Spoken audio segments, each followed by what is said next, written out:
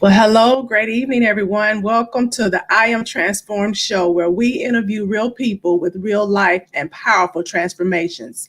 If your own fears and insecurities are hindering you from pursuing your dreams, the wait is over. When you can change your mindset, you can change your life. So go after that life that you desire and deserve. I am your host, Veronica Outlaw, and I am here to help you proclaim, I am transformed. If you would, let's hit that share button so we can share this blessing with as many as we can. And today is going to be a great one. We have Dr. Sara Thompson with us, who is a strong and determined divorcee who has experienced physical, sexual, emotional, and psychological abuse at the hands of people who were supposed to love her. She speaks her truth, but because she doesn't consider herself a victim, she wants her transparency about domestic violence and intimate partner violence to help others know that they deserve to be free of violence, be full of happiness, reclaim their lives, and rewrite their story. Aside from her profession and education, she is a guardian ad litem in South Carolina. And this just means that she's advocating for youth who have been abused and or neglected by their guardians. She is also a trained domestic violence advocate. She loves working with females who have experienced abuse and other traumas. She's also a licensed professional counselor, and she's a certified health coach and yoga instructor. Dr. Thompson is going to share her experience with domestic and intimate partner violence as well as educate us on the matter. So we're going to talk about the myths, the facts, the signs, the types of abuse, and the short and long-term effects of domestic violence and intimate partner violence. Sara and I both know that domestic violence and intimate partner violence is a problematic social and public health crisis throughout the United States. And having experienced years of abuse, she wants to share with the world as much information as possible to help stop this type of violence because it can be stopped. And for those who are being abused, we want you to know that you deserve better. So without further ado, let me bring forth Miss Dr. Sara Thompson. Hi, Sara. Hi, Veronica. Thank you for having me. Absolutely. It was my pleasure. Thank you so much for accepting the invite. This topic is near and dear to me, and I know it is to you as well. Yeah. It's a much needed topic. We're going to do more than share our experiences, but we're also going to educate people, especially during this time of COVID, how it has increased the numbers of domestic violence and intimate partner violence.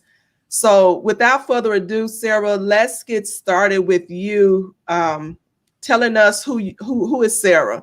I mean, your bio was so rich. I didn't want to take that. I didn't want to take that opportunity from you. We met on Facebook. Yes. It's been an honor and a pleasure to know you and do work with you. But tell us who Sara is. Sure. Wow. So I am the mother of two young adults. I have two fur babies as well. My Miss Maud is 15 and a half years old. She's a chocolate lab, and she came to me. I believe my gram sent her to me when I really needed that extra support. And Good Kitty is in the other room because she'll wake up and want to play with all the cameras. So I work in higher ed and have experience, as you said, domestic violence, intimate partner violence, and want to share my story as well as educate as many people as possible, because intimate partner violence and domestic violence, and I'll explain the little difference between the two, is a public health crisis. And it is a completely preventable type of violence that with more education, and I believe it starts with just one person. It takes one person. Your story and reading your book got me, I told you, it lit that fire in me, and it's encouraged me to share my stories, because I'm sure it will come out in one of the questions. When I say the walls went up, walls really went up. they were my guard, but also it didn't let me out. Mm. So that's something that I've really been thinking about a whole lot. That's powerful, Sara. That's powerful. You let the walls up to keep everybody else out, but then you also can't let yourself out. Oh, that's right. powerful. It's so true. You know, for fun, I enjoy spending my time at the beach. I take my pretty lady here to the beach each day, barring the cold weather. I practice yoga. I exercise nearly every single day, and just finally started reading for pleasure. Go figure. That's me in a little bit of a nutshell. Awesome. Awesome. Well, I'm glad you again accepted the invite, because this is a much needed talk, and we're going to get through it. Yes, we will. We're going to get through it. So let's dive right in. When you submitted your form to me, you made mention that you had experienced physical, sexual, emotional, and psychological abuse. With what you can, share with us your experiences. Absolutely. So those are certainly types of abuse. And I want to explain domestic violence and intimate partner violence are two terms that we describe the type of violence between an intimate relationship. The key difference is, and they're often used interchangeably, is intimate partner violence alludes to it's a relationship between two individuals. It is intimate, romantic, heterosexual, homosexual, married couples, not married, some type of intimacy. Domestic violence alludes to the violence happening under one roof. So just oftentimes in research and in different publications, they'll be used interchangeably. So if I say domestic violence, it's also including intimate partner violence and vice versa. And I'm going to add to emotional and psychological, physical abuse, sexual abuse. There's also financial abuse and stalking. And I don't think in any way that I experienced financial abuse at all. In a previous relationship, many years ago, I would say I was responsible for more of the bills, even though I was an undergraduate student just trying to survive on my own. But and I'm going to add to my list of types of abuse, stalking. So in a previous relationship, when I was a 20-year-old, I experienced physical abuse and sexual abuse with this individual, and it's one of the myths that sexual abuse or sexual violence cannot happen when you are with somebody, when you are romantically or intimately in a relationship. That is a complete false. It is a myth. If a person says no, then a person is saying no and is not going to go any further. In that same relationship, coming back from my bridal shower, I was late, and mind you, I was late work because I was spending time with family and a few friends. And I remember bringing up our gifts from my car up to the second floor apartment, and all of a sudden things were coming back down the stairs. Like they were I would make it to the top and make a pile, and then they'd be thrown back down the stairs. Mm-hmm. So on my last trip, bringing things up, and not only did like the blender and all that stuff that we got go down the stairs, so didn't I. And I had some really good neighbors who would often call the police, but he was quick, and so he was never found. I would sleep with kind of like one eye open, because I honestly, there was twice that he tried to kill me, and wasn't sure when I went to sleep if I would wake up the next day. And it was a very short marriage, very, very, very short. I knew that I needed to get out, and I needed to get out fast, as fast as possible. So I don't know how it came about, but I knew that he was going to be gone for a certain period of time on a specific day of the week. So I had a relative rent me a U-Haul, and I moved my things out. And I found a place down near where I was going to school. And I had these 3 guys that were in a cottage next to me who were like my eyes on everything. Like they were like not going to let anything happen to me. Well, he found me. I don't know how. I remember him being in the university library, screaming at the top of his lungs, and that's embarrassing. I was embarrassed. And that's the part of why my story is only coming out when I'm 50. There's really no one that knows everything except for me and those individuals that were involved with the violence. There are a couple of people who know a lot, just not everything. Mm-hmm. So he found me, and I managed to get him away from me, and for years and years, I loved, Facebook is great and to find out where people are, because he always starting to come find me. I had already moved on and was married and to another person, and I just kept, every once in a while, I just poke my nose into that whatever I can find on the internet to see where he was, just so I knew that I was safe. Mm-hmm. In another relationship, it was, I would say, the physical abuse and the sexual abuse and violence that I experienced, it was significant. However, for me, it was the emotional and psychological abuse that I experienced for a long, long time that affected me the most. To me, I remember being in the garage, and I just looked at him and I said, "Please just hit me, because that would be easier."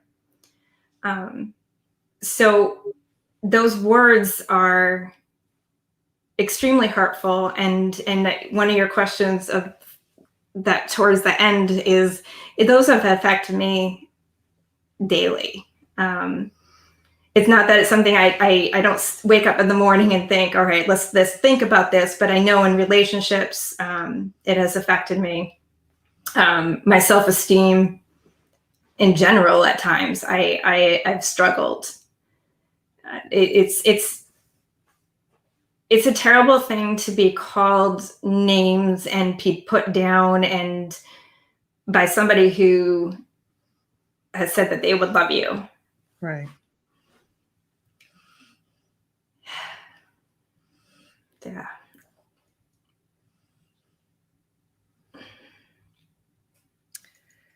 One of the statements that you made on your form that I thought was powerful, and I want you to elaborate on, is that you said, "I do not own what happened to me." Elaborate on that. Sure. I've when I was working actively as a counselor, I chose to want to work with women and teenagers, specifically who had experienced abuse and traumas. And to me, when females in general will apologize and make, we tend to, and I'm generalizing here, but we tend to make excuses and want to be those nurturers. No one I know has woke up or has raised their hand and said, "Yes, please throw me down a flight of stairs. Yes, please try to kill me on I-95.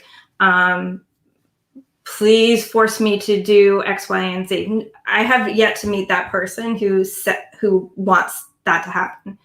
I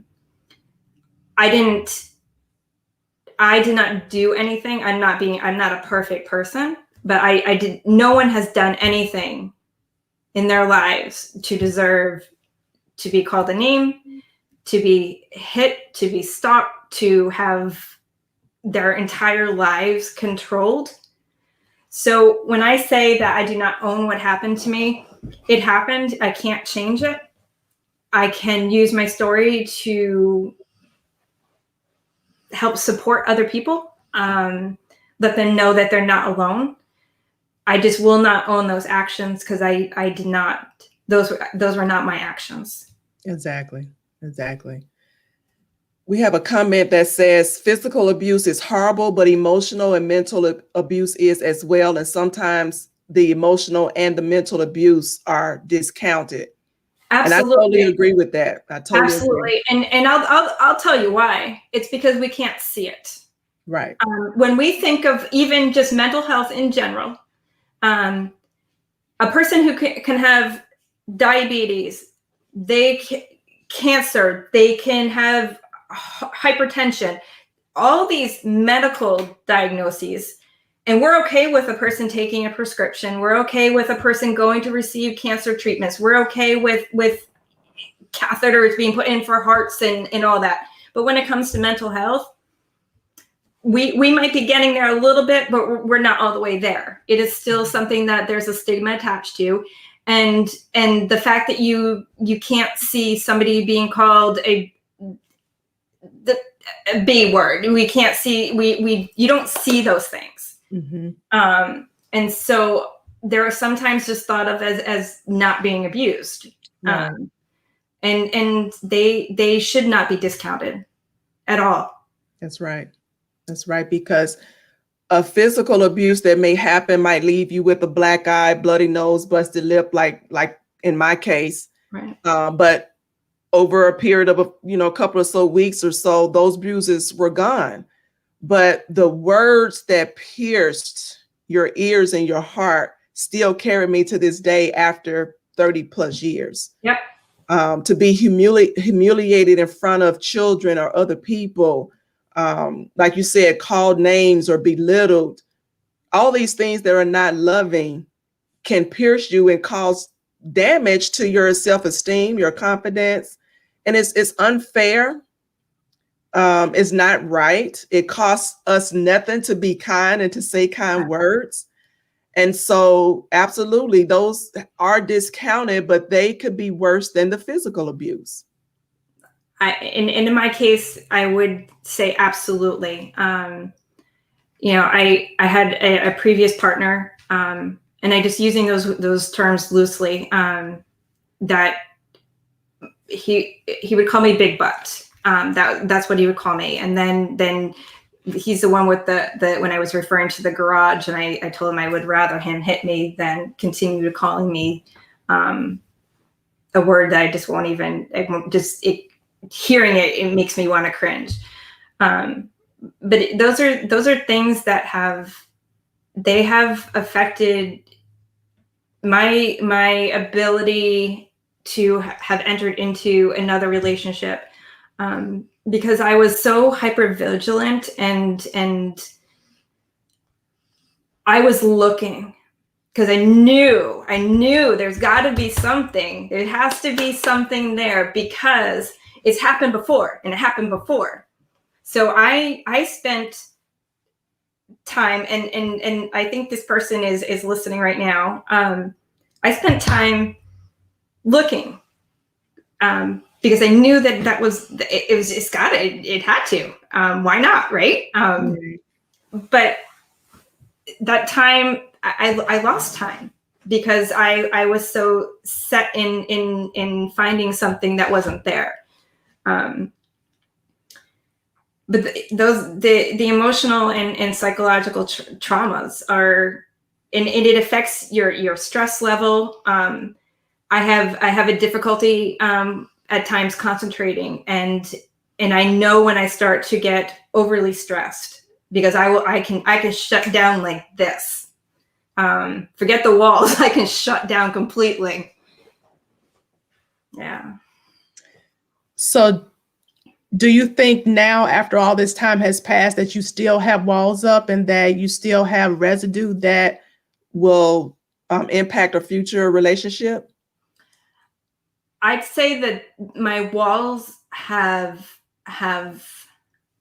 opened, and I'm quite mindful of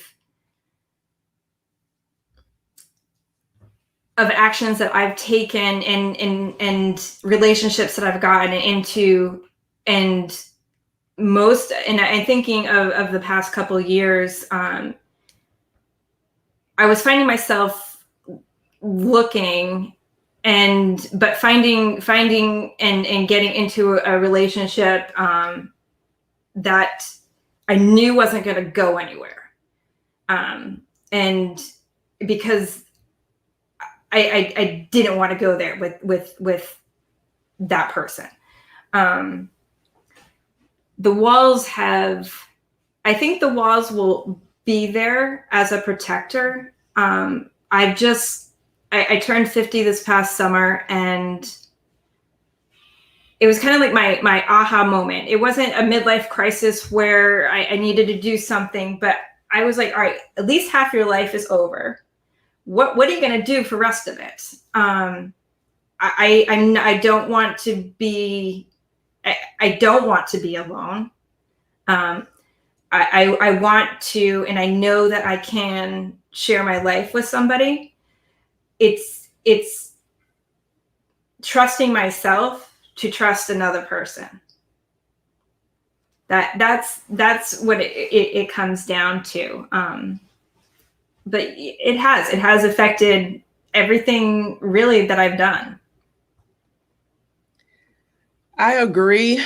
I had walls up for a long time too, because like you, I was looking for that person to do or say the only thing that I ever knew, and that was all those things that were not loving. Yeah. And so I've been single for I think it's been 8 years now. The majority of that has been by choice, because I started to realize every time I was introduced to someone that the first thing I was listening for, that thing that was going to hurt me, even though it wasn't there. Yeah. And so over a period of time, I had to reflect that it's me, it's not them. I had healing to do, which I didn't realize beforehand. Right. And I think that's what people need to understand. Even those who have been abused, if the walls are up, if your antennas are always up to the point where you are the one actually sabotaging a relationship because of fear or not being, lack of trust, that you need to take the time to spend time with yourself, get the healing, learn about yourself, the things that you like and don't like. What are those deal breakers for you? There are some deal breakers for me, even after all of this point. I think I'm to the point where I have let the walls down, and I'm trusting, or I will trust until they show me different. Right. But also, after the first couple of conversations, I already know that it's not going to work. Yeah. So I give the person the benefit of the doubt, whereas before I never would do that. Yeah. And, in very similar to my story. So I've been divorced for four years now. And I got into a relationship with somebody who is inherently extremely important to me. And because of my insecurities, even though on the outside, I was like, all right, I got all this. I own my house. I am working. I X, Y, and Z is done, right? I got it all. Well, I had, other than looking and spending time looking for things that were not there, my way of protecting myself, aside from the walls, and this probably is combined with the walls, is I pushed anyone that wanted to show me affection, genuine affection, I pushed away. I pushed and pushed and pushed away until he went away. Okay. That was, and it wasn't what I was looking for. It was my way. I'm pushing you away, but I really want you. And right. But I couldn't put words to it. Right. I couldn't, and maybe I wasn't in that spot to be able to put words to it. I think back, and I mentioned that I when I was actively working as a counselor, I had this female extensive abuse history. And I remember I had to place her hours away from anything that she knew. And she just looked at me and she goes, I didn't ask for any of this to happen to me, but I had to pay all the consequences. And those are words I will never forget. And I share them with my students in the courses I teach. We can't change those experiences, but we can move forward. Right. And that's the key piece. You're not held in that captivity. It might feel like it. And I know that I felt like that for decades. I mean, I was married 20 years, 21 years, something like that. It's possible. It just, each person's story is different in how you move forward. Right. Right. Before we go to the next question, I want to bring up something from Ernest in the audience. He says, for a person or persons to get caught up in situations like that, is it because they are solely dependent on that person or persons that they can't leave? I understand why a person or persons can't take or accept the abuse over and over. So can y'all help me understand the situations? And I want both of us to address that, because every person who's been abused will answer that question differently. So you go ahead, Sara. Absolutely. So my interpretation is, why didn't I leave? And why don't individuals leave an abusive or violent relationship? The number of barriers to leaving a violent relationship are extensive, and they're unique to each person. For me, it was, I had 2 children. I was working on, I was thinking about going back to school for my master's, and I decided to go for my master's. And then I decided to go on for my doctorate degree. So I was in school, I was working, but I wasn't working in a lucrative job.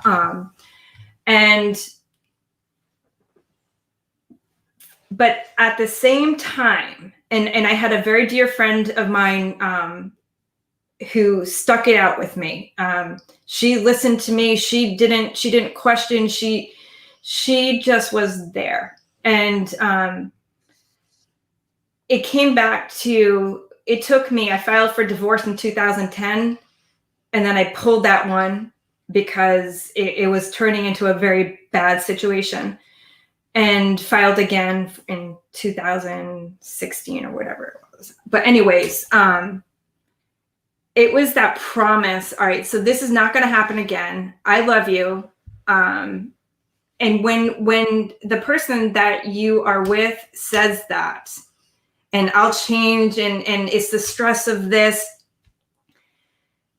I fell back into it. I might be a strong person on the outside, but I wanted to believe. And so I focused on that, and then it would just, it start again. It would start in some way. I'll let Veronica share her why, and then we can finish up that list of the barriers are just numerous. There are so many barriers of why. Well, for me, to use the word get caught up is, I don't know that that's the right phrase to use, because we don't look to get caught up.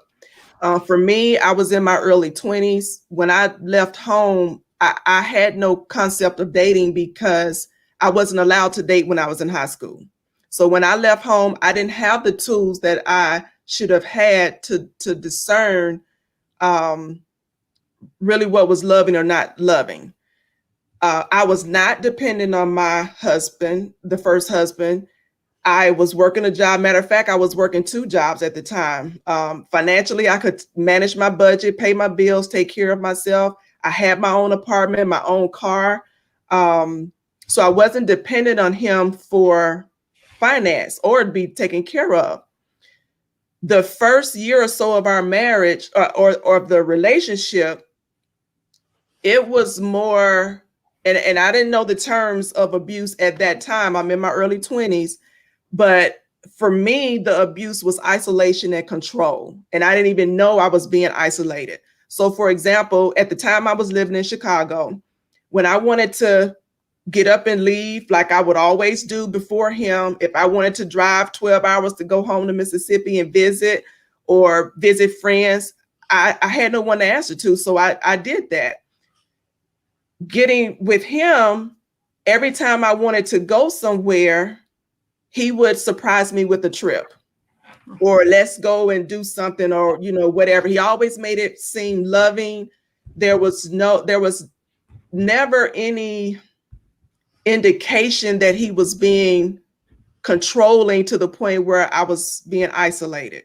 It got to a place where I was isolated for so long that some of my closest friends who lived in the area had moved to another state, and I didn't even know until things got bad. We get married. 4 months into the marriage, he goes off to the casino with some friends and he spends all the money in the bank, or thousands of dollars at the casino, left us with 15 something odd dollars in the bank. The following payday or the weekend, I went to the bank to cover a check because I had run out of checks, go get the money order. And that's when I find out all the money is gone. And I'm at home with his 2 kids. So I opened my own bank account to cover my bills. And at this point, I've never been late with bills. So that hurt me to the core to know that somebody you've married, who's supposed to be the head of the household, leaves you destitute like that. And so when he found out the following weekend, when he wanted to go to the casino again, he found out my portion of the check wasn't in the bank. And so when he gets home that night, he's sloppy, drunk, and belligerent. And that's when our first physical altercation happens. Now, in that moment, I knew that enough was enough. I'm trying to save money to leave. And I had no problem with leaving. But the fight happened before I got to leave. So the night of the fight, I literally had an out-of-body experience because I reached for a gun that he normally would keep in the nightstand. And that gun wasn't in the nightstand that night. I found out later it was in the trunk of his car. So the mere fact that things had escalated to the point where I reached for a gun, and I've never had a gun in my hand, didn't know how to shoot it. I could have killed him or myself, or we both could have died that night. And that night I went to the police station. They brought me back to gather some of my things, and I left that night and I filed for divorce the next day. So everybody's story is different because some people are dependent on that person.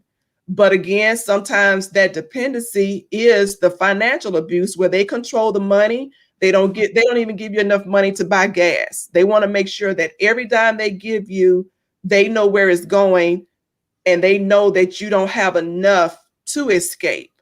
And especially if you have children, now you're afraid for how you're going to care for you and your children. And sometimes you stay there. But, and also on the other hand, soul ties are real.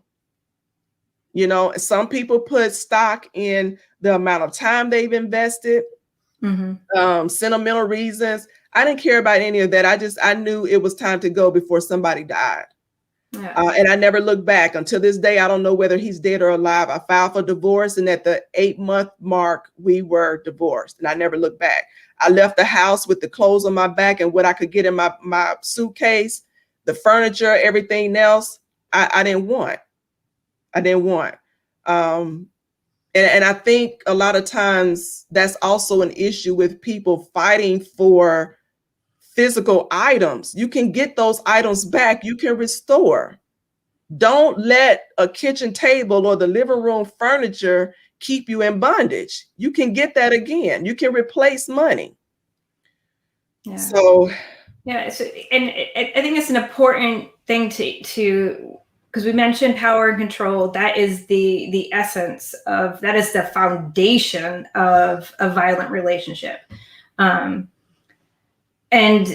also, I'm glad that Ernest asked us to help him understand of why we didn't leave. And because I have found working with women who have been abused, and I will be the first to say men are also the victim survivors of domestic violence, intimate partner violence. I am not discrediting that at all. My choice was to work specifically with women. It's important to, in this forum, asking to educate of why we didn't leave is very important. Questioning a person directly why they didn't leave is going to be a sure stop way to end that conversation, because it puts them on defense. It's not easy just to leave. It's not just picking up a suitcase and walking out the door.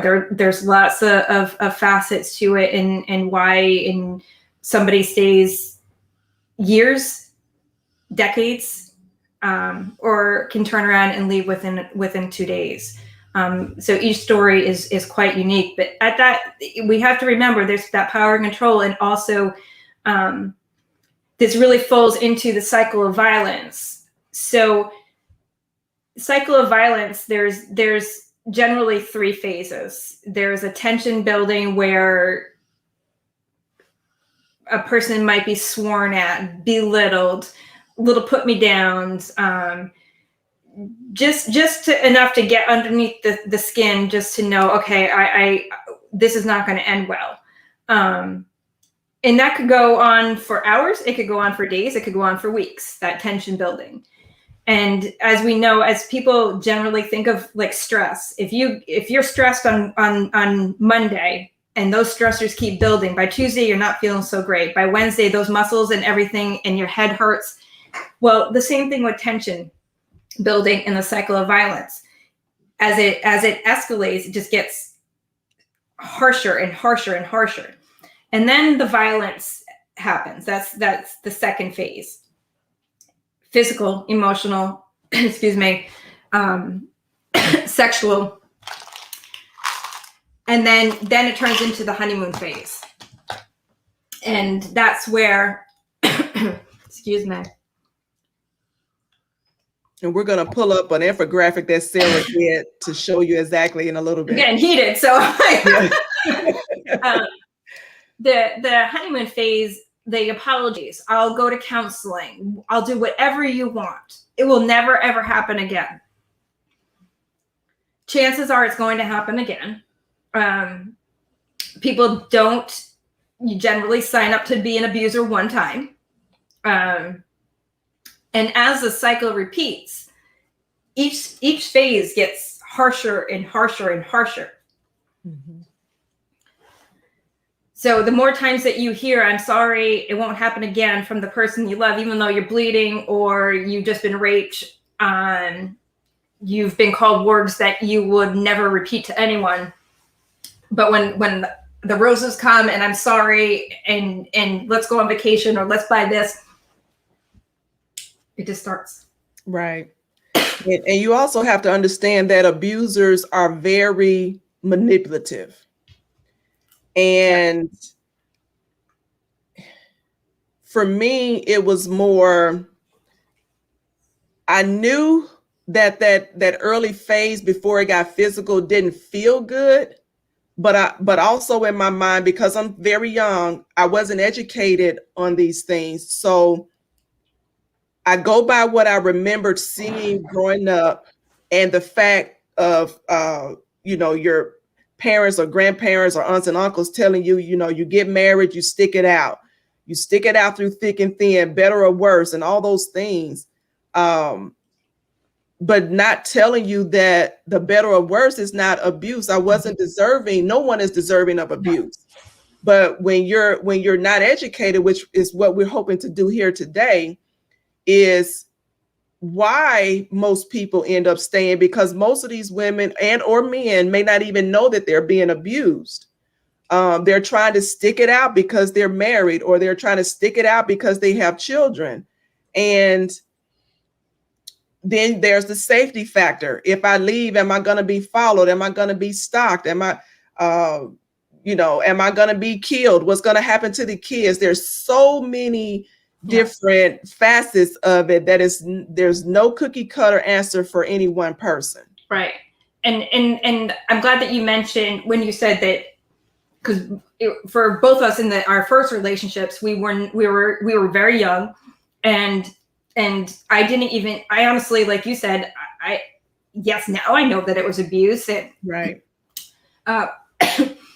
But it's important to know that domestic violence and intimate partner violence is not, it doesn't discriminate. Right. My second marriage, I was educated. I went on to earn the doctorate degree. I was a licensed counselor working with women who were abused. Mm. So it happens in all demographics. It happens with all incomes. It doesn't just pick a certain group. It's not culturally specific. It is a public health crisis that does not discriminate. Exactly. We have a comment that says, I think going through really heightens your awareness and you see signs that you refuse to accept. And I totally agree with that too. Until you're educated and you're aware of what's going on, you sometimes don't really know you're in that situation. Very true. And who wants to accept really the person that has said that they're going to love you, that they're behaving that way towards you? Right. Exactly. Very good point. Exactly. Yep. Let's see. We have another one that says, I have two to be, it has to be two whole people coming together and not two half people trying to make a whole. And that's correct. Speaking from a spiritual perspective, two unequally yoked people should not be together. And that's, in my case, that was the case. So if you're not in alignment with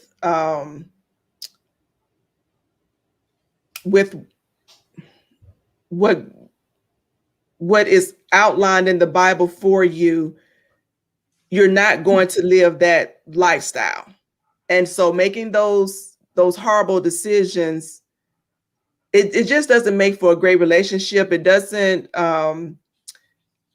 make for a good recipe for your thought process and the decisions that you make on a daily basis. Yeah. And you meeting someone that you think you really like, the more you try to love on them, the more you try to do for them, that's not going to change that person. They have to change. And that's too is a lot of it, because in prior relationships after this divorce, I was in the mindset of the more I thought I would love on this person, that they would love me back. And that's not the case. No, it's not. So there's so many elements to abuse that you can't even, I don't know that we can even find a book that puts it all into words, because everybody's situation is so different. I know. So many reasons why people stay in abusive relationships is stability, ignorant to real love, being accepted, the lack of a father or mother figure, finances, children. Yes, the list goes on and on. Absolutely. And this might be a good segue into COVID. And it's something that I've recently written about. Because of COVID, we already knew that pre-COVID that domestic violence, intimate partner violence was a public health crisis. It does not discriminate. And now we have communities and states that have stay-at-home orders. There's that social isolation. So now a person who is experiencing, I'll just put myself out there, when I was experiencing domestic violence, I was still going to work. I was still taking classes. I was interacting at the gym. I would go to the grocery store. I went on and carried on with my life so other people saw me. Mm-hmm.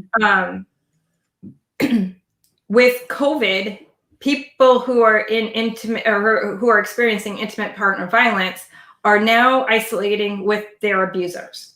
Mm-hmm. So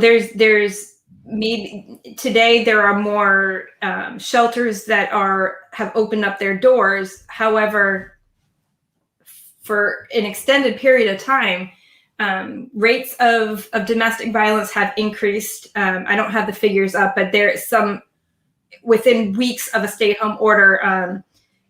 Police departments were reporting 25 to 50% more calls from the previous week. So that's a whole new barrier. COVID is a whole new barrier to why a person isn't leaving a violent relationship. Right. Nowhere to go, and they're at home with their abuser, and right. You're not interacting with your family. Right. You know, even good old Zoom, you still doesn't mean you're going to see or hear certain things. Right. Exactly. Yeah.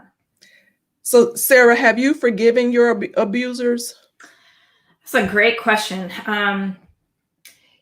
You know, I think what I have done is I have accepted the things that have happened in my life. As I mentioned, I will not own those behaviors. I don't excuse I don't excuse what they did. And so for me, that's a hard thing to say that I forgive them. Because anyone, you know, I get frustrated. It doesn't mean I'm going to turn and put my fist in somebody's face or, you know, and so I have just accepted and choose to, through forums like this and again, just trying to get my voice out there and this topic out to anyone who will listen. But also just not being chained down to those behaviors. Right. They all had their they made their choices. They didn't to act that way. Mm-hmm. So I've just chosen just not to focus on them. Because if I continue to focus on them, I'm just going to give them more power. So right.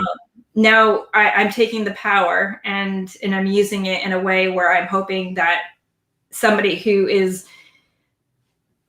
experiencing domestic violence, or you know of somebody that's experiencing intimate partner violence, that there are people out there who understand and there are supports out there. Exactly. So Sara, you successfully in 2015, you successfully defended your dissertation. And your topic was childhood aggressive behaviors associated with mental disorders and the link to intimate partner violence. Share why you chose that topic and what were your findings. Okay. So I knew and I shared this with Veronica prior to the podcast starting live, I knew that intimate partner violence was going to be the main focus of my dissertation. It is something. When I for my doctorate degree, I focused on really on complex trauma. Those were the courses I took for my clinical psychology degree. Through my own experiences, but also knowing again that it is something that can be stopped. We do not have to have domestic violence within our culture. We just don't. And And I originally wanted to connect, and I don't remember what it was, but I wanted to connect military and intimate partner violence. And my doctoral chair, that was shut down. That was not going to happen. And I can't remember the reason why that he gave me. So I just kept on thinking of, okay, I knew intimate partner violence was going to be that foundation. So and because my experience was with clinical mental health, I specifically focused on 4 childhood disorders: conduct disorder, intimate and explosive disorder, ADHD, and oppositional defiant disorder. Because all of those have an aggression, anger, violent component as a criteria for the diagnosis in some way. So I linked it to intimate partner violence, and there was a strong correlation between a child being diagnosed with one of those DSM disorders to perpetrating intimate partner violence. However, we know that people are genetically predisposed to certain traits. There's also the environment. So you have that nature versus nurture. I'm a strong believer in both play a role in how a person thinks and behaves daily. So just because a child was diagnosed with conduct disorder does not mean that they were going to go on to experience and perpetrate intimate partner violence. It is one of the factors that is a contributing factor to somebody acting violent in an intimate relationship. There's other components of did they experience childhood adverse experiences, abuse, experiencing domestic violence, substance use, all those pieces. Did they have a parent who and witness domestic violence? So there's a strong relationship. However, it is strongly pointed out in my dissertation that it's not just one thing that leads a person to commit an act of violence within a romantic or intimate relationship. Gotcha. You are an ad litem. Am I saying that correctly? A guardian ad litem. Litem, Yes. ad litem in South Carolina. Yes. So tell us what this is, and was it your desire to explore this as a result of your abuse, or were you already doing this type of work before that?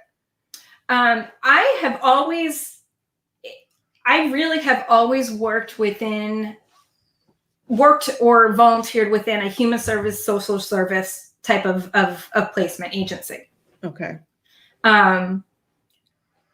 Aside from McDonald's when I was 16.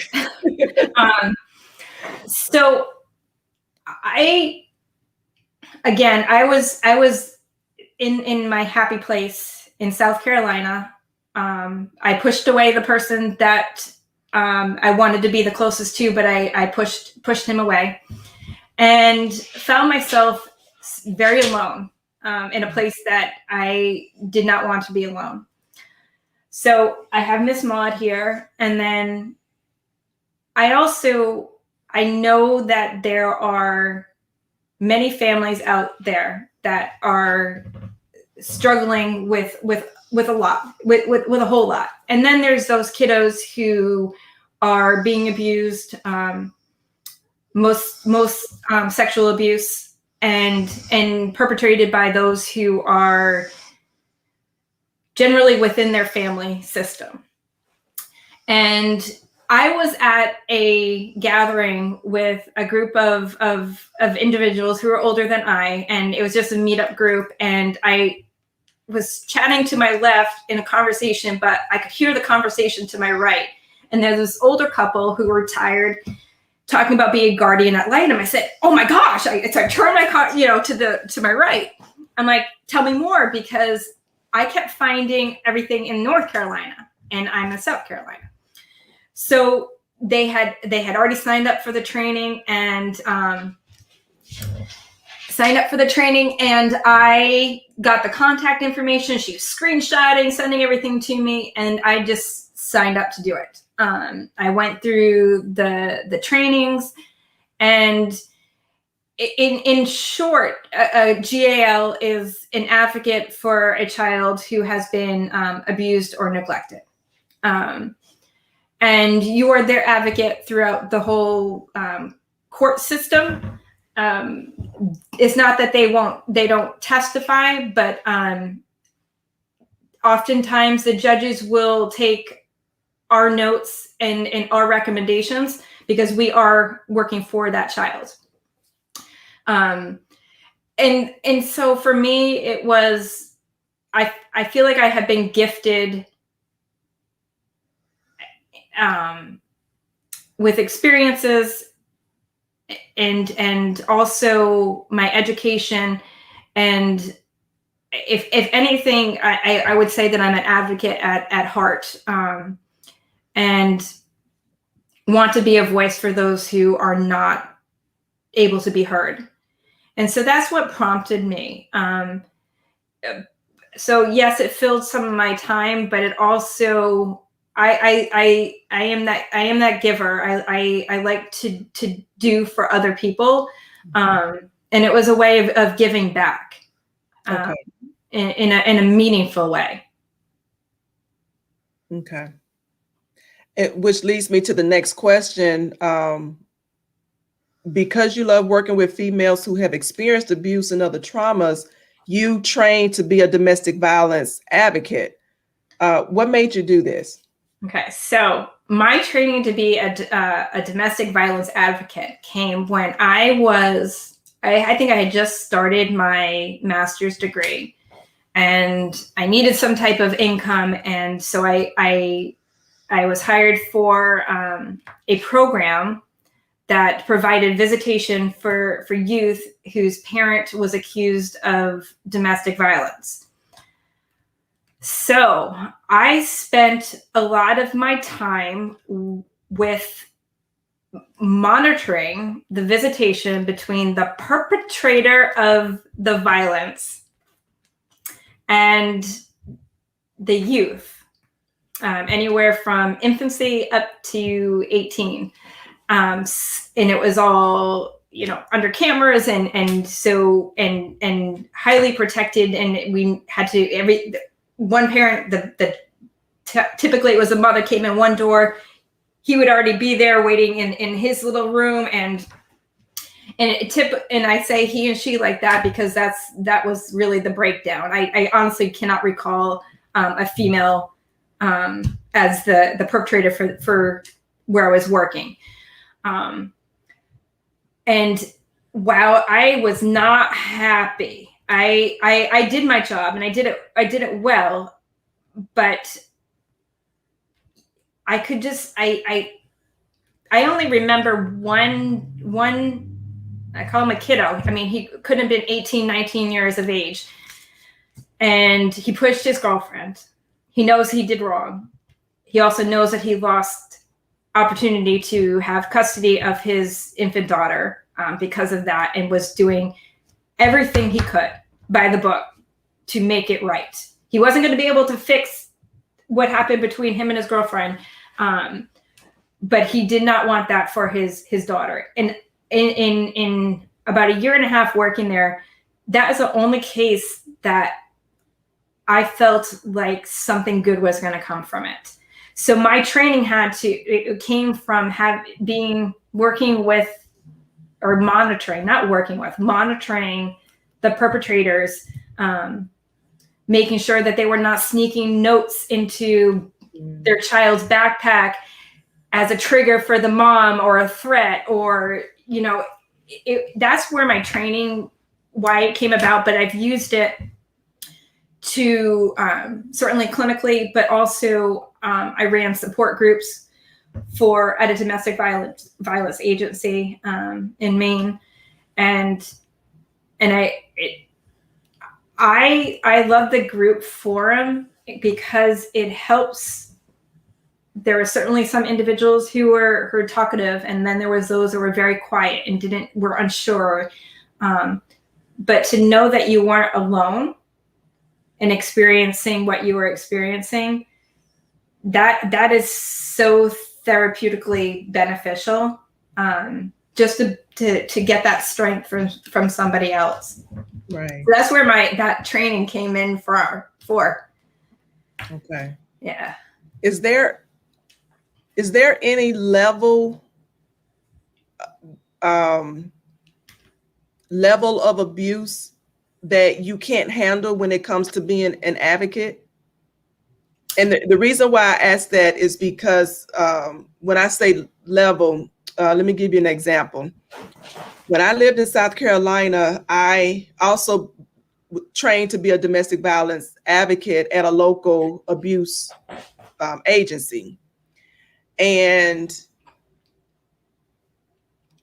in the volunteer role, you had the option to volunteer in the office, hospital calls. There were a few others. When I found out in the training that during a hospital call, you're just there to be there with the victim. Mm-hmm. You're there to pass out the pamphlets, give the business cards, just be there for them. When I found out that was the gist of your support for them, yeah. I knew I couldn't handle hospital calls because legally, and I went into this not even thinking about the legal ramifications, but if a woman was freshly abused that night and went to the hospital, got treated, she technically, if she wanted to, can call her abuser and have him pick her up from the hospital. And then if she wanted to leave with him, there was nothing you as the advocate could do. Or if she didn't want to leave with him, he shows up at the hospital, he's stalking her. Your life is put at risk if he's coming after her and you're with her. Right. So I felt absolutely horrible. I still feel horrible to this day that I wasn't in a place that I could volunteer for the hospital calls because of that. Right. I think I ended up wanting so much more for their rescue than they wanted for their own rescue. Yeah. And it depleted me to the place where I couldn't function. Yeah. Or there could be a case where there have been women who have been abused for years, or they've been away from the abuse for years, but they used that abuse as a crutch or a reason not to grow.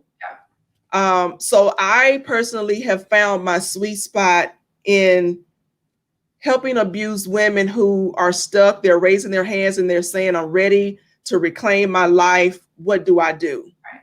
So when I say, what levels of interactions, that's what I mean. Is there, like, the hospital visits? Are you able to handle hospital visits? I did do mobile crisis, and it was hospital, and it was certainly mental health, and there was some domestic violence.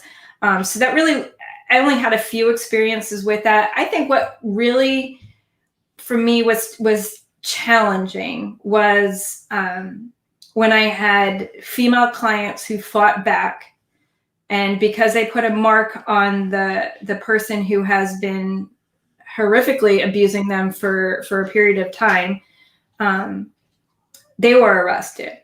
Mm. and navigating through that with them, because that to me is just another trauma that they've experienced. Right. And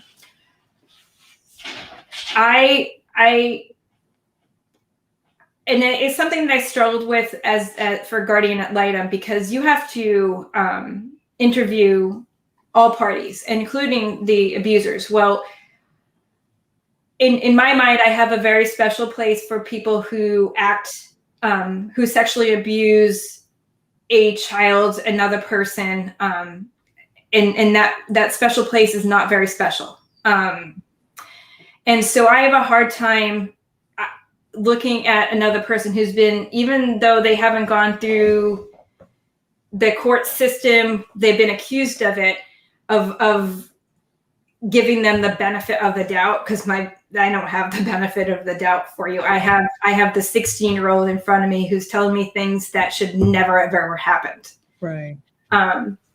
So those would be my struggles. And clinically as well, I can remember a couple of females who would, so close to moving on, so close as you can get to. I've already done it, and then the next thing you know, they're back, and that's heartbreaking for me. It is, and then I have to, in their defense, I really had done the same thing. I kept circling back, so I had to. I only spent a few years actively practicing, and I kept my license for a while. And then I just know that that's not something that I will go back to. I think there's more ways for me to help and show others that again, that this does not need to happen, and it shouldn't happen. A relationship can be healthy, and it should be healthy. Right. Well, we're gonna, Sara, let me screen share. Yes. And I'm going to pull up your beautiful infographic. Wow. And let me remove this banner. So we're going to talk about the cycles of domestic violence. And I think that will help Ernest, who previously asked the question. Yes. And so I'm going to give you the floor. We're going to talk about domestic and intimate partner violence. This is an opportunity for you to educate us on the cycles of domestic violence. As Sara goes through this, she's going to talk about the myths, the facts, the signs, and the cycles of abuse, and the short and long-term effects of domestic violence and intimate partner violence. Yeah. So the overall myth is that, again, that domestic violence only happens in certain communities, within certain cultural groups, races, ethnicities, and so forth. And that is far away from the truth as it can get. Domestic violence, intimate partner violence happens in again, it's not discriminative. It happens everywhere. Wealthy, poor, everywhere. It just happens everywhere. And so turning a blind eye or thinking, okay, it's not happening in my community, that's wrong. And that's a message that we need to change. It happens in dating relationships, kiddos, preteens, preteens, teenagers, the one partner, well, I'm going to kill myself. Okay. So there's your psychological abuse. So the myth is that it just only happens for certain people, and that's not true. Right. Again, the cycle of violence, this as the cycle keeps repeating, each phase gets harsher and harsher and harsher. So in tension building, a person could be called a name, nitpicking, you didn't do the dishes, you didn't cook, I don't like this meal, why is dinner late, why didn't you pick up my laundry, why can't you do anything right? Those little things on its own, okay, but as the cycle keeps repeating, those become destruction of property. I've watched an office become destroyed from my own experiences. Controlling, that's a key one, because it leads to that isolation. If they're controlling who you're seeing, who you're talking to. So we have that tension building again, and then it will lead into our violence. And that is physical, it is sexual, it includes the psychological abuse. And again, an intimate partner relationship does not mean that a partner has the right to sexually assault or rape their partner. It is something that is illegal. Choking, burning, again, the yelling, intimidations, bullying. And then once that relief for the abuser happens, it's a relief. It's over. Then it's I'm sorry. I'm going to see a counselor. I'm going to go see the pastor. Let's go on this trip. Let's go to Hawaii. Let's do all this. They'll cry. Want to make love. Anything to get in your good graces. Again, it doesn't just generally end at one. And again, no one can use. They use, but you can't say that I had a bad day, so I'm going to go home and beat my partner.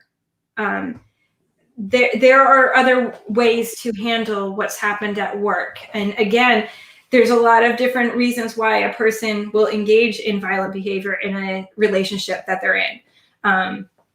Did they experience it? A person, and it's not an excuse, but a person who experiences and witnesses domestic violence in their home has learned a lesson. They have learned when dad yells, mom does this.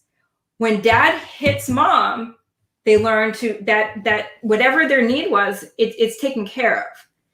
So these children learn those behaviors. But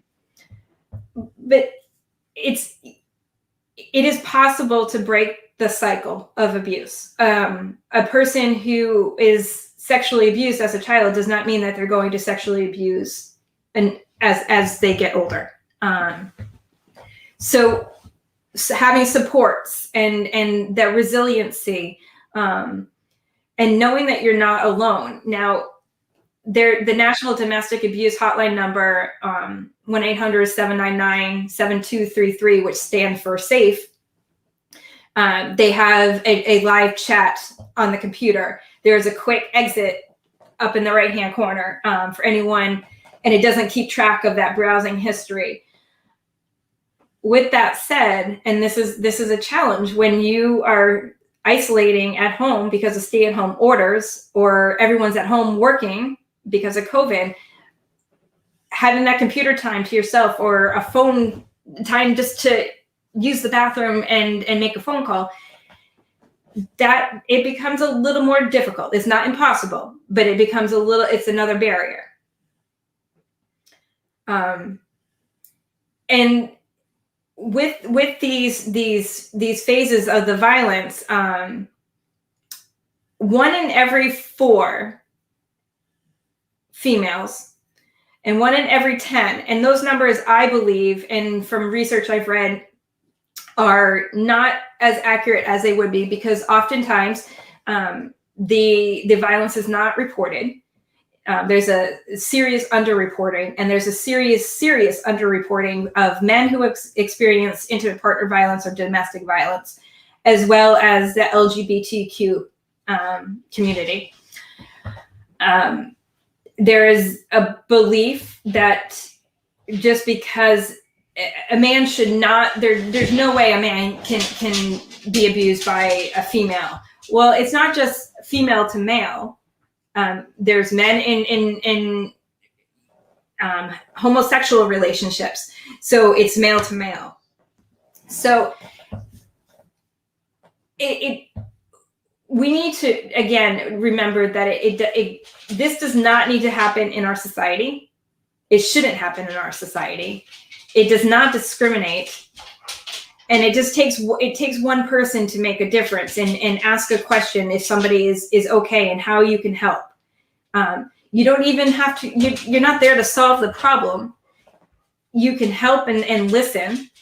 You can direct to a domestic violence agency within your community. You could make that phone call and say, hey, I have a friend, and leave it at that. I have a friend. What do I do? How do I support them to get the information for yourself? Some signs that a person is experiencing domestic violence or intimate partner violence: a withdrawal from other people. I don't remember I would say from the period of 2005, somewhere around there. And 2005 to 2000 and at least 10 years, if not more, I didn't have anyone come to my house. I think people knew what was going on. I withdrew. I couldn't handle anything more, so that I isolated myself.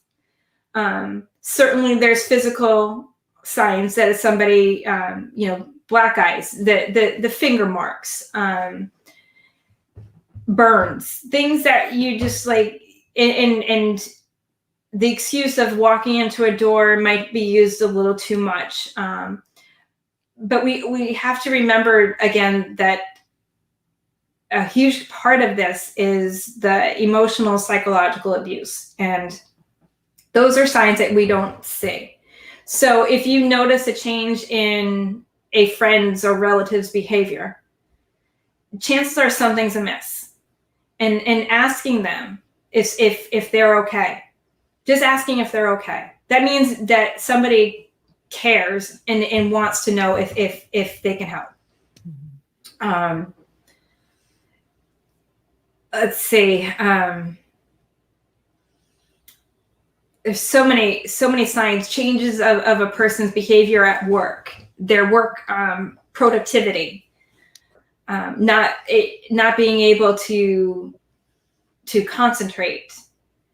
So again, when we have this social isolation because of COVID, those are things that now people aren't able to see. So I at this point, I believe every single person has a responsibility to pay attention and to the people in their neighborhood, to their people in the workplace, and how you can support them. There are, and it will depend on each individual, and it will depend on how chronic the abuse has been, of what the short-term and long-term effects would be. Short-term, there's depression, there's anxiety, and those can obviously go into long-term effects. Self-doubt, poor self-esteem, excuse me, eating and food disorders. I will sign up for that. That I was either on one end of the spectrum or the other end. That it depended on what was happening in my life, if I was going to eat more or just not eat.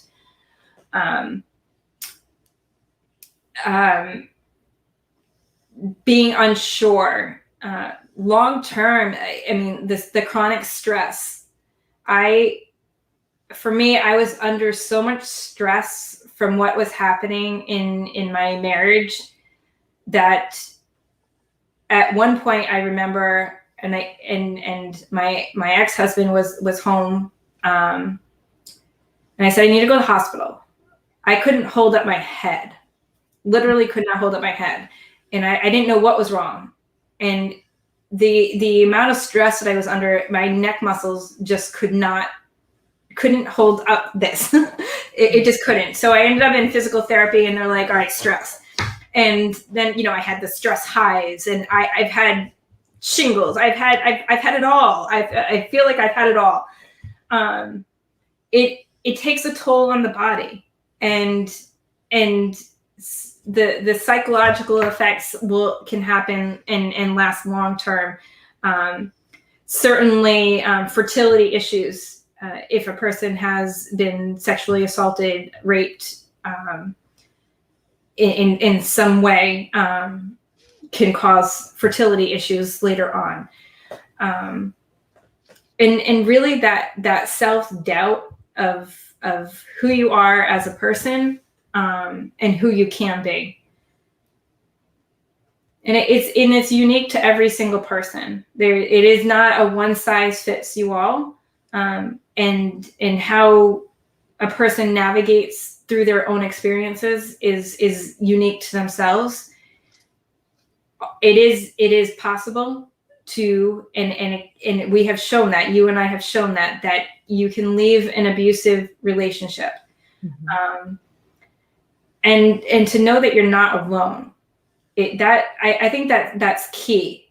For me, for a long time, I was embarrassed. I didn't want anyone to know, even though I feel like people knew. I didn't, because it shouldn't happen. It shouldn't happen. So what I want to do, Sarah, is I keep going back to Ernest's question he had earlier, and take your graphic here and just kind of walk through a typical situation. Sure.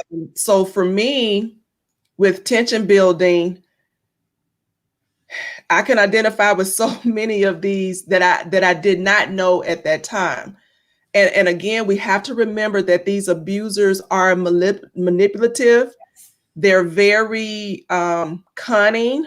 They have a way of wooing you in that makes you feel like they love you and only you. And so the intimidation happens. For me, the isolation, again, I would want to go somewhere and he'll surprise me with the trip. So there was nothing that I felt was out of the ordinary just by us going on a trip because we were dating. And I, thought that was a nice gesture. So I'm trying to paint a picture that abuse in the beginning doesn't look like abuse. Yeah. And if you're not educated on the signs, you're thinking you're just in a typical relationships. Maybe it has problems or not. You're sticking it through because you love this person. And all the time, there's this subtle way of abusing you in a quiet way. Mm-hmm. And there's no time frame. Again, we dated for, I think it was almost 1.5 years, 2 years before we actually got married. So during that whole time frame, I'm in the tension building phase, according to your graphic. Yeah. We would go to the store. If I handed the cashier, especially if he was a male, handed him cash, he gave me change back and our hands touched. Yeah. Then right away, I'm flirting with the cashier. Oh, yeah. And so then there's an argument all the way home about me being too flirty with the cashier, and all I'm trying to do is buy groceries. I had this very similar to you. I ran competitively, and it was something I enjoyed. And overseas, I would run by myself, and my ex-husband didn't want to run with me, and that was fine. But I had this man who could keep the same pace as me, want to run. I'm like, please don't run with me. Just don't. And it wasn't like he was interested in me, but he just wanted somebody to run with. Like, please, just like, let's make our both lives really good and just don't. It's true. That's awful. That's awful. I mean, something so innocent can be turned into something that's so, I mean, who goes to bed and think of this type of stuff? And like you said, like your tension building, it took longer. Yours was a longer period of time. My first marriage, the tension building was brief and certainly combined with the violence. And when he was drinking, it was game on for me. Like it was when you escalate something, all you need a little vodka to happen. And so that's another thing. Like when there's substance use and you couple that with a firearm in the house. Yeah. Those can be very deadly mixes. Yeah. Yeah. He drank and smoked, and a lot of times when some of these crazy things would happen, I would blame it on the fact that he was intoxicated. Mm-hmm. To this day, drinking and smoking are deal breakers for me. I won't go into a relationship with a person who drinks or smokes. During those times he was intoxicated, sometimes I would be threatened, but because it never happened over that period of time, I just thought they were idle threats. I would get put down all the time. I would get blamed for when he was late for work. Yeah. You know, you overslept. You came in sloppy drunk, but I'm to blame because you did that and you missed work. Right. There was never really so much a control over the finances because I handled the bills and everything. I was doing that before I met him. I was actually better at it. He was actually a person that liked to flash material things. He was always the center of attention. And so the more he got people to look at him, the more power he felt. And I think because I wasn't so interested in materialistic things so much, I think that kind of bothered him because the more he tried to do, the less impressed I was. And he felt like I should have been more impressed, and I really wasn't.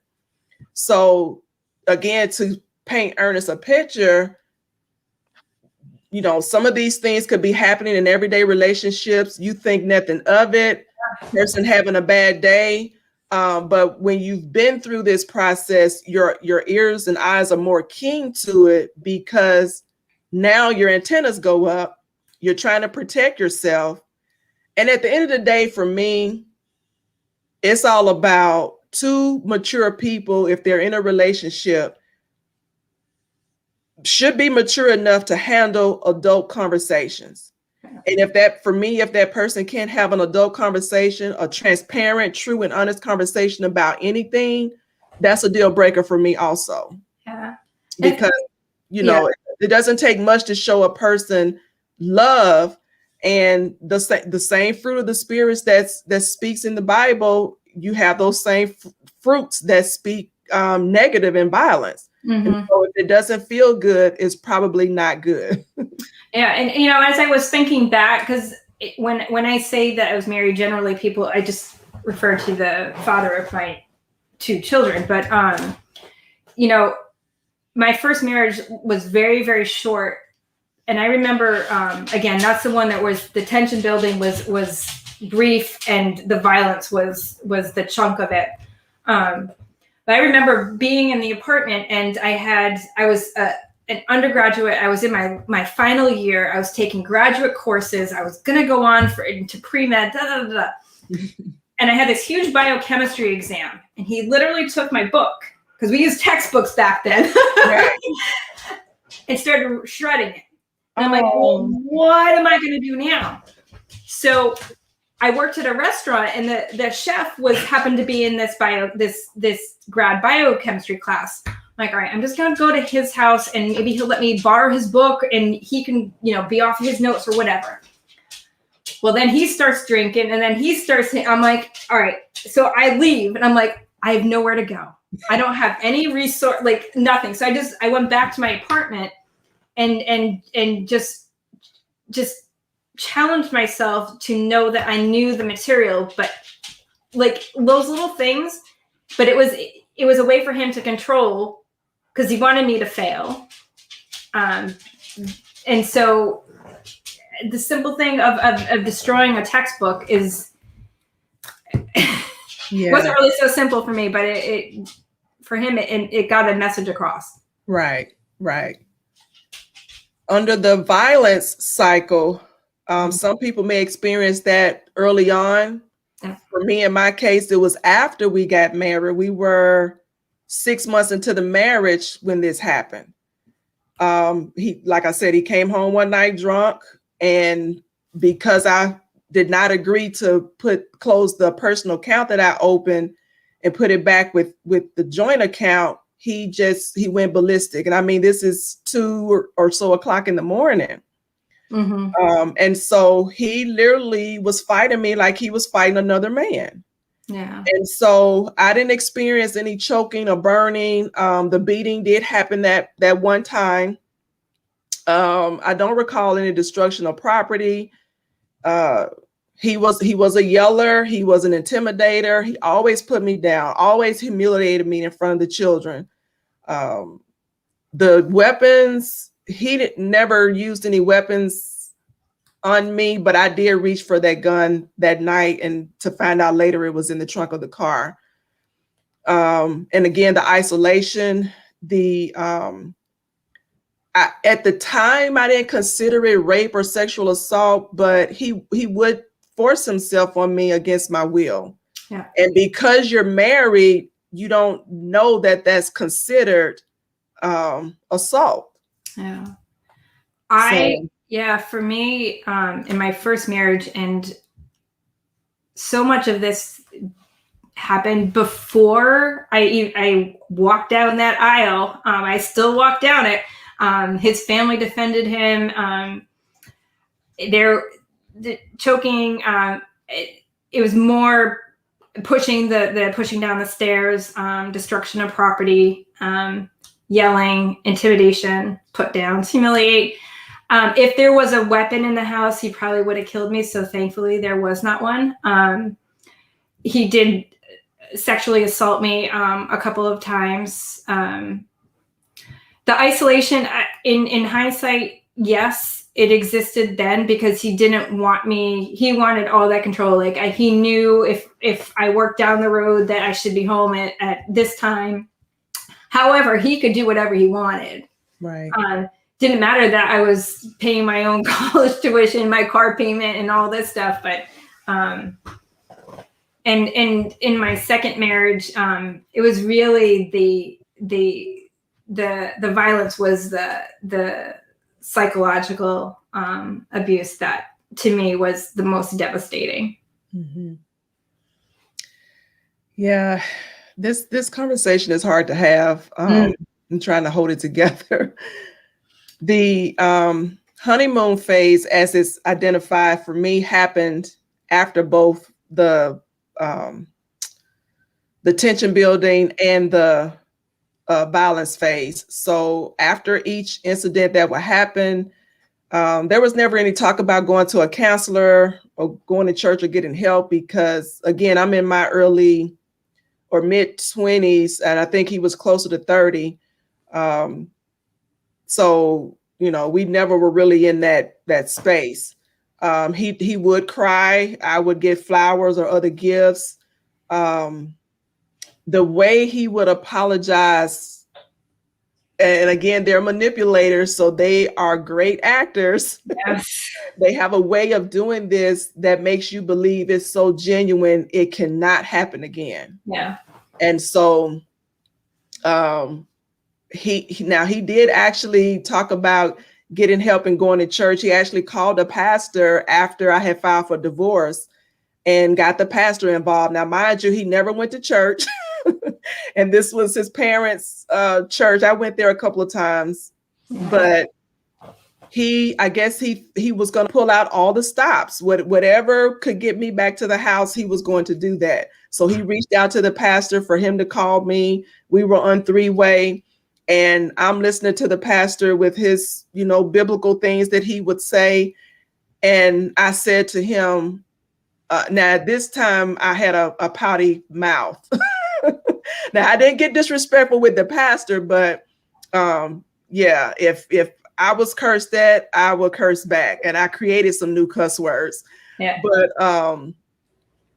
I basically told the pastor, did he tell you that he, beat me a few nights ago, and telling him all these things? And the pastor was in awe. He had no idea any of that had happened.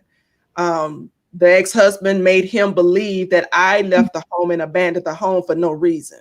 Yeah. So when he said that to me, the pastor quickly shut the conversation down, offered me help, and I refused it because I didn't want to have anything to do with any connections to the house, the church, family, anything that he had anything to do with, because I knew it was a means to just get back to me. Mm-hmm. And I think every time, even before the actual abuse happened, I think there were times that I would say to myself, enough is enough. I knew the whole situation didn't feel good, but I didn't know it to be abuse at the time.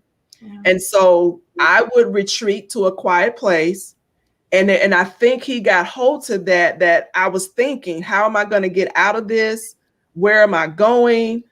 And I think he caught hold to that. And every time that would happen, he would plan a trip or he would do, whatever. Mm-hmm. And so that was the last straw. The night that I tried to go find that gun to use it was the last straw for me. Yeah. Yeah.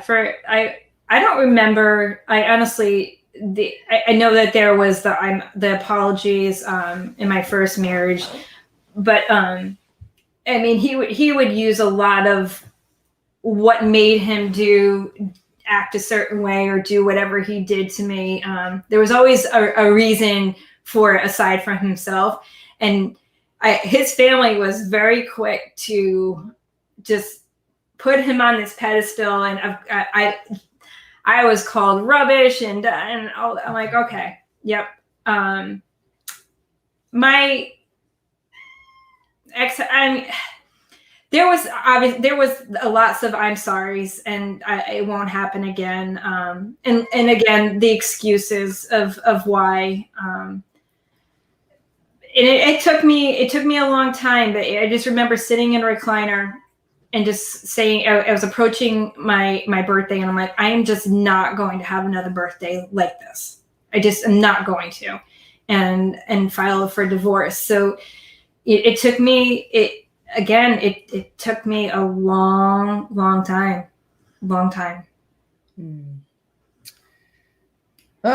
Sara, I want you to, if you can, end on any final note on this whole conversation, what you want to share with the audience, any advice, whatever you want to share. And then we're going to end, and I want us to have future conversations about this, breaking down each component so that we're truly educating people and being aware of, what's going on in their situations. For sure, because this is, we know, a topic that could go on for days, weeks. We could do a whole course on domestic violence. Absolutely.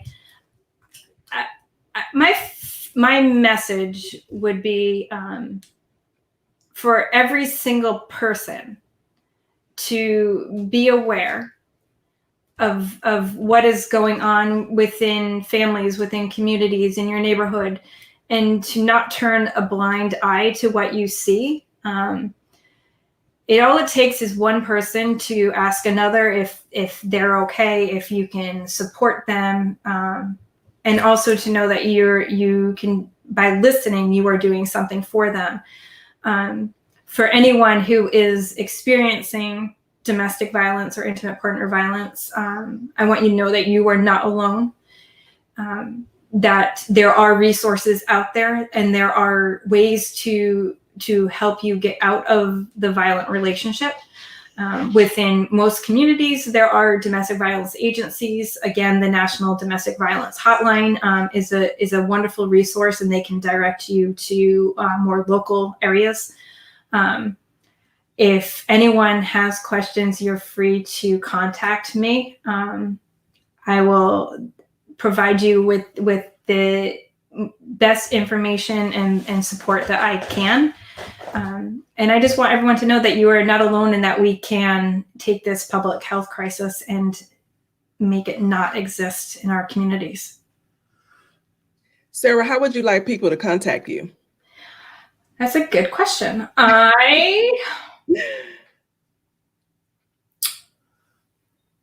I suppose we can do my email address. Okay. Yeah. Dr. Sara Thompson? Sure. At Gmail? At Outlook. Oh, that's right. Okay, we put that in the chat. Okay.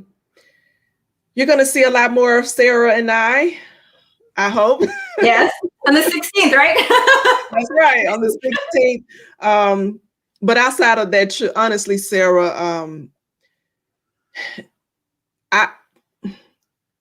I wasn't sure what to expect from this conversation, but I was truly blessed by it. I know that it is truly needed. Mm-hmm. And so in order for me to get out of my own comfort zone, I'm willing to have those collaborations that help educate and empower people to their next level. Absolutely. Because there's no reason for anybody to be living in fear, in abuse, whether that's male or female. This is not just about females. And just to say that domestic violence against males is on the rise. It's on the rise, but you don't hear so much about it because they're not reported. That's correct. And so, and they're not reported because of shame or embarrassment, whatever the case may be. But we've got to get the message out. Mm-hmm. And I would love to do that with you in future sessions. Absolutely. And whatever we can come up with, I'm happy to collaborate with you. Same here. Well, Sara, thank you so much you, for Veronica. Thank you for accepting the invite. This wasn't one of those comical sessions, near and dear to both of us, hard conversations to have, but we're at a place where we are willing to share.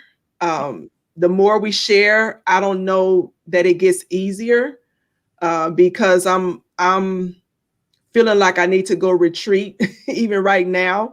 Yeah. But I thank you for tuning in. I thank you for accepting the invite and for your service and for your advocacy and for your caring and sharing. It goes a long way, and I truly appreciate you. Thank you for letting me share and for having this conversation and wanting to continue it. Again, it is something that we could talk about for quite some time until hopefully one day we don't have to talk about it. Absolutely. Absolutely. Well, thank you everyone for tuning in to the I Am Transformed show, where we interview real people with real life transformations.